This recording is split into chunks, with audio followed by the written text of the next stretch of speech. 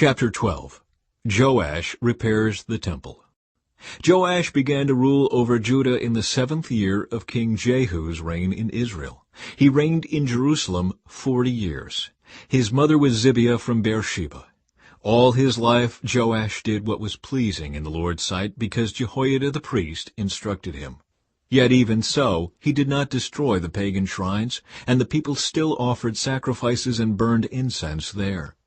One day King Joash said to the priests, "Collect all the money brought as a sacred offering to the Lord's temple, whether it is a regular assessment, a payment of vows, or a voluntary gift.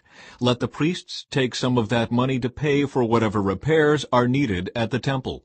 But by the 23rd year of Joash's reign, the priests still had not repaired the temple. So King Joash called for Jehoiada and the other priests and asked them, "Why haven't you repaired the temple? Don't use any more money for your own needs. From now on, it must all be spent on temple repairs."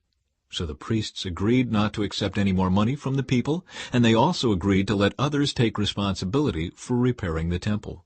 Then Jehoiada the priest bored a hole in the lid of a large chest and set it on the right-hand side of the altar at the entrance of the temple of the Lord. The priests guarding the entrance put all of the people's contributions into the chest. Whenever the chest became full, the court secretary and the high priest counted the money that had been brought to the Lord's temple and put it into bags. Then they gave the money to the construction supervisors, who used it to pay the people working on the Lord's temple, the carpenters, the builders, the masons, and the stonecutters. They also used the money to buy the timber and the finished stone needed for repairing the Lord's temple, and they paid any other expenses related to the temple's restoration. The money brought to the temple was not used for making silver bowls, lamp snuffers, basins, trumpets, or other articles of gold or silver for the temple of the Lord. It was paid to the workmen who used it for the temple repairs. No accounting of this money was required from the construction supervisors, because they were honest and trustworthy men. However, the money that was contributed for guilt offerings and sin offerings was not brought into the Lord's temple. It was given to the priests for their own use. The end of Joash's reign.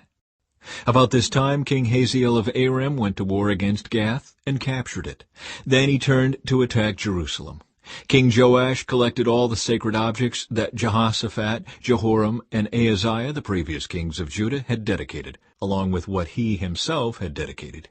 He sent them all to Hazael, along with all the gold in the treasuries of the Lord's temple and the royal palace.